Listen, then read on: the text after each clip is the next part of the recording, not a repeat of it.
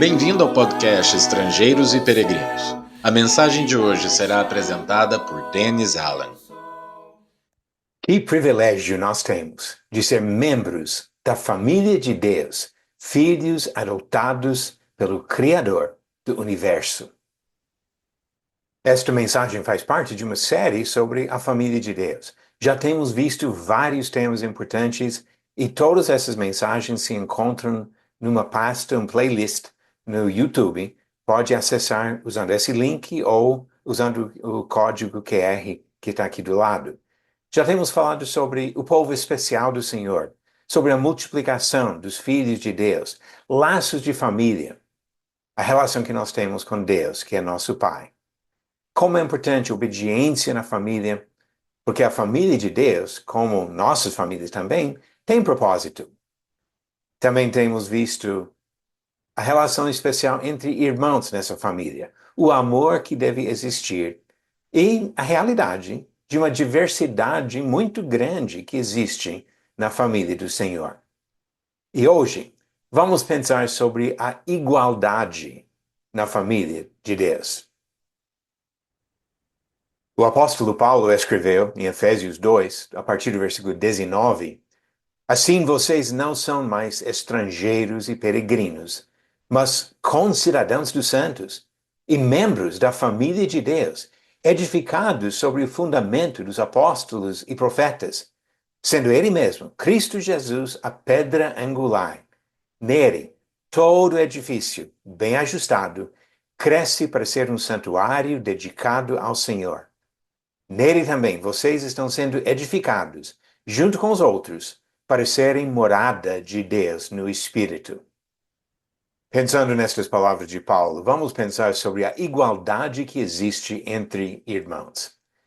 Todos os irmãos são iguais, num sentido. Inclusive, Jesus disse em Mateus capítulo 23, o versículo 8, quando avisou sobre os perigos de alguns que se exaltaram, vós, porém, não sereis chamados mestres, porque um só é vosso mestre, e vós todos sois irmãos.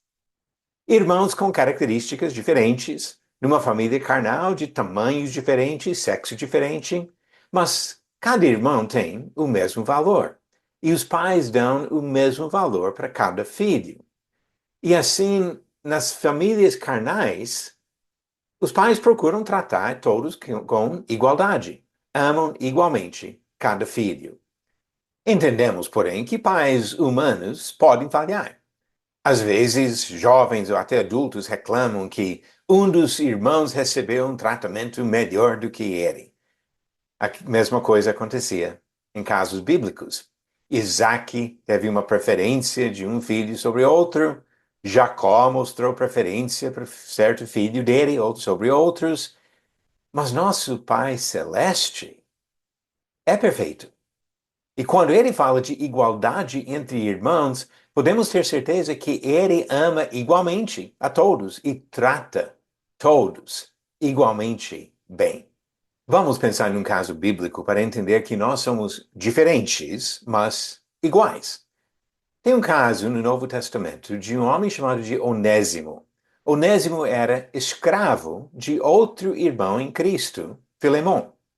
Onésimo é chamado em Colossenses 4, versículo 9, de fiel e amado irmão que é da igreja de vocês. E numa outra carta, escrita ao mesmo tempo para Filemão, Paulo disse, talvez ele tenha sido afastado de você temporariamente, a fim de que você o receba para sempre, não como escravo, mas muito mais do que escravo, como irmão caríssimo, especialmente de mim e, com maior razão, de você, quer como ser humano, quer como irmão no Senhor.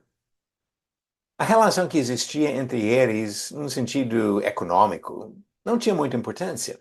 O que importava era de respeitar Onésimo como ser humano, mas mais ainda, como irmão em Cristo. É importante compreender que a nossa posição nesta vida não determina a posição na família de Deus. Não importa a nossa circunstância nesta vida, que tipo de emprego, onde nós moramos, Se é homem, mulher, cor de pele, nada disso importa na família de Deus. Paulo escreveu em Gálatas capítulo 3, começando no versículo 26, pois todos vocês são filhos de Deus, mediante a fé em Cristo Jesus. Porque todos vocês que foram batizados em Cristo, de Cristo se revestiram. Assim sendo, não pode haver judeu, nem grego, nem escravo, nem liberto, nem homem, nem mulher, porque todos vocês são um em Cristo Jesus. E se vocês são de Cristo, são também descendentes de Abraão e herdeiros segundo a promessa. O próprio Senhor Jesus ensinou contra ambições carnais entre seus seguidores. Ele chamou os discípulos para junto de si e disse em Mateus capítulo 20, a partir do versículo 25, vocês sabem que os governadores dos povos os dominam e que os maiorais exercem autoridade sobre eles. Mas entre vocês não será assim. Pelo contrário, quem quiser tornar-se grande entre vocês, que se coloque a serviço dos outros. E quem quiser ser o primeiro entre vocês, que seja servo de vocês. Tal como o Filho do Homem, que não veio para ser servido, mas para servir e dar a sua vida em resgate por muitos.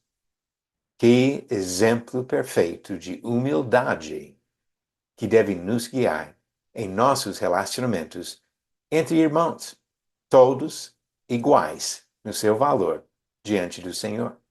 Os ensinamentos das Escrituras também avisam sobre o perigo de se exaltar e de desprezar os outros. Foi a atitude errada demonstrada pelos líderes dos judeus.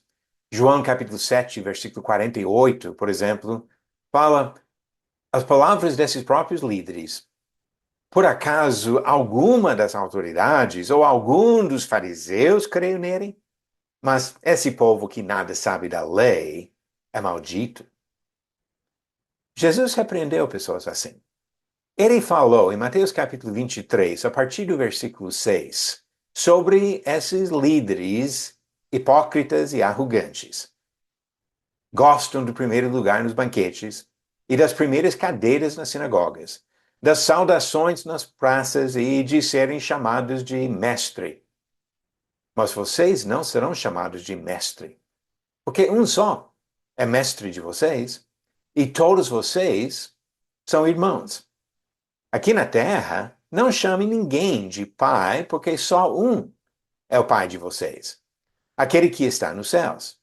Nem queiram ser chamados de guias, porque um só é o guia de vocês, o Cristo. Mas o maior entre vocês será o servo de vocês. Quem se exaltar será humilhado, e quem se humilhar será exaltado. Na verdadeira família de Deus não existe hierarquia humana. Até quando Deus definiu posições de responsabilidade, de liderança, chamando alguns homens de presbítero, ou pastor ou bispo, Paulo disse que o trabalho deles é uma excelente obra. 1 Timóteo 3, versículo 1. E devem ver isso como ministério no sentido de serviço e não de exaltação. A única autoridade humana vem em função de serviço, não de uma posição de superioridade. O autor de Hebreus, em Hebreus capítulo 13, versículo 7, comentou sobre pessoas que tinham uma posição de conduzir ou guiar outros. Mas olha a ênfase aqui, na atitude dessas pessoas. Hebreus 13, versículo 7 diz: lembrai-vos dos vossos guias, os quais vos pregaram a palavra de Deus, e considerando atentamente o fim de sua vida, imitai a fé que tiveram. O destaque foi na pregação e na fé, não numa posição de mandar nos outros e receber alguma honra especial. Mateus capítulo 20, versículo 27, Jesus disse: e quem quiser ser o primeiro entre vós, será vosso servo. E assim, essa questão de autoridade vem de uma atitude de serviço. Por isso que nós devemos compreender algumas palavras usadas nas Escrituras. Às vezes, hoje, pessoas usam a palavra ministro, por exemplo, para exaltar alguém. Eu tenho meu ministério, como se fosse questão de orgulho. Ministro é servo. E outra palavra comum no Novo Testamento para identificar servos poderia ser traduzida como escravo. Devemos nos humilhar para servir. É muito importante aprender as lições da história.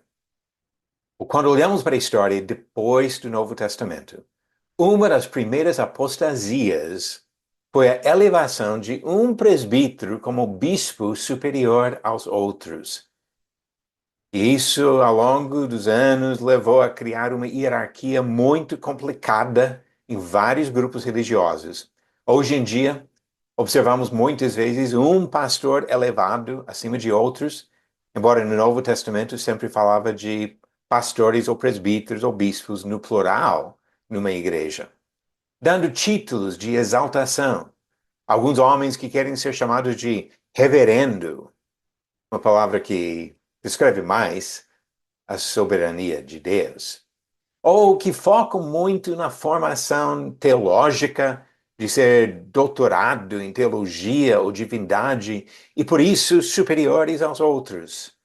Muito como a atitude daqueles fariseus que desprezavam as pessoas comuns porque se achavam mais sábios, mais conhecedores. Nós esquecemos as palavras de Jesus? Jesus disse em Mateus 23, a partir do versículo 8, mas vocês não serão chamados de mestre, porque um só é mestre de vocês. E todos vocês são irmãos. Aqui na terra não chamem ninguém de pai, porque só um é pai de vocês, aquele que está nos céus. Nem queiram ser chamados de guias, porque um só é o guia de vocês, o Cristo. Mas o maior entre vocês será o servo de vocês. Eu já li esses versículos, mas realmente precisamos lembrar do que fala aqui. O próprio Cristo dizendo para nós que não devemos procurar posições de honra e superioridade em relação aos nossos irmãos. Antes de finalizar, eu gostaria de ler vários textos bíblicos que mostram que nós devemos evitar a discriminação carnal na família de Deus. Tiago capítulo 2, começando no versículo 1, diz: Meus irmãos, não tenhais a fé em nosso Senhor Jesus Cristo, Senhor da glória, em acepção de pessoas.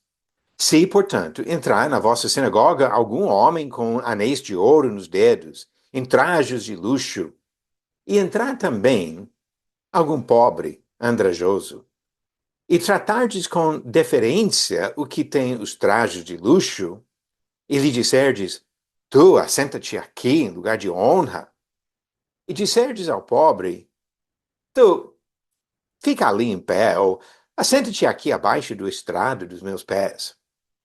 Não fizestes distinção entre vós mesmos, e não vos tornastes juízes tomados de perversos pensamentos? Ouvi, meus irmãos amados, não escolheu Deus os que para o mundo são pobres, para serem ricos em fé e herdeiros do reino que ele prometeu aos que o amam? Entretanto, vós outros menosprezastes o pobre. Não são os ricos que vos oprimem, e não são eles que vos arrastam para tribunais?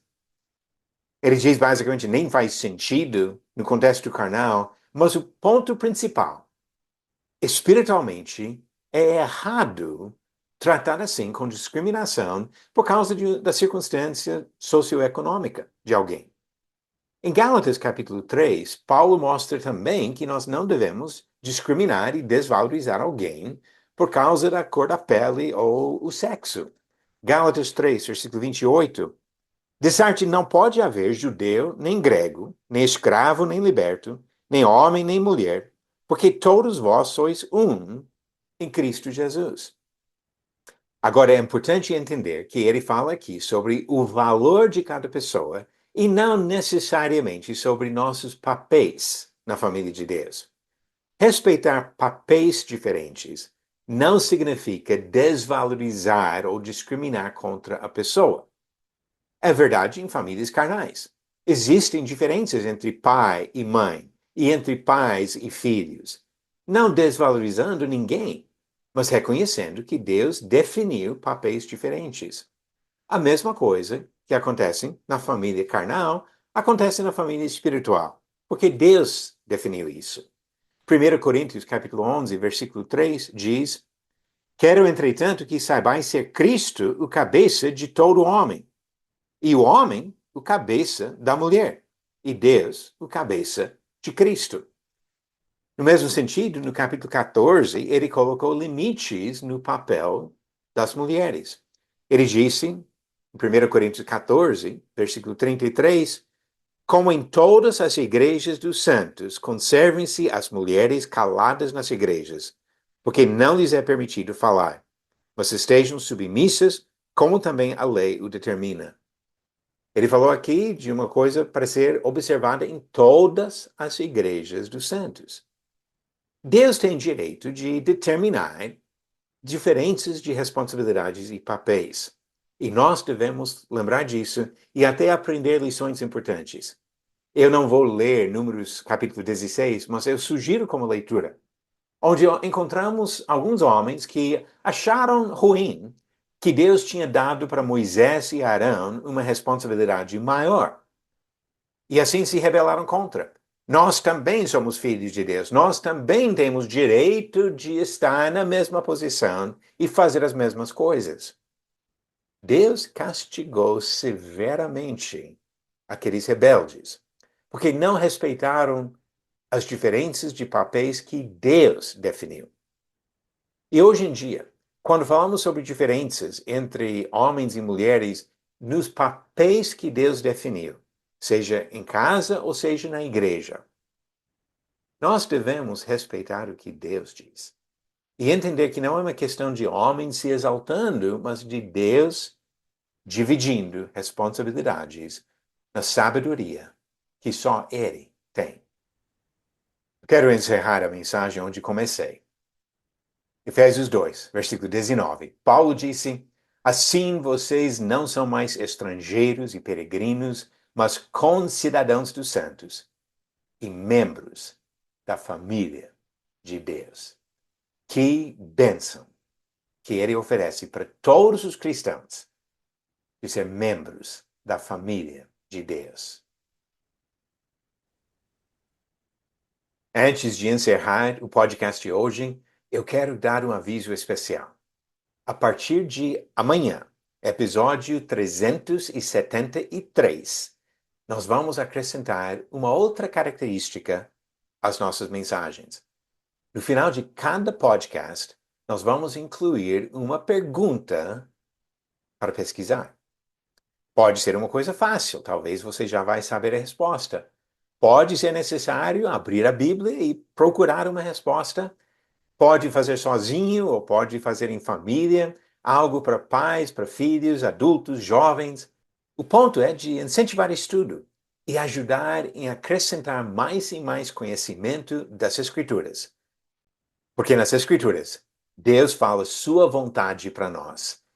E todos nós, que queremos caminhar para a eternidade na presença de Deus, precisamos conhecer o nosso Senhor, Criador, Redentor, e a vontade dele para a nossa vida.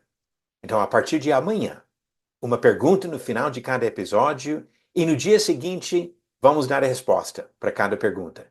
Então, pesquise um dia e no outro dia verifique se você acertou a sua resposta. Até amanhã, se Deus permitir. Obrigado por nos acompanhar nessa jornada pelas Escrituras. Volte amanhã para ouvir mais uma mensagem do podcast Estrangeiros e Peregrinos. Seguimos pelo mundo.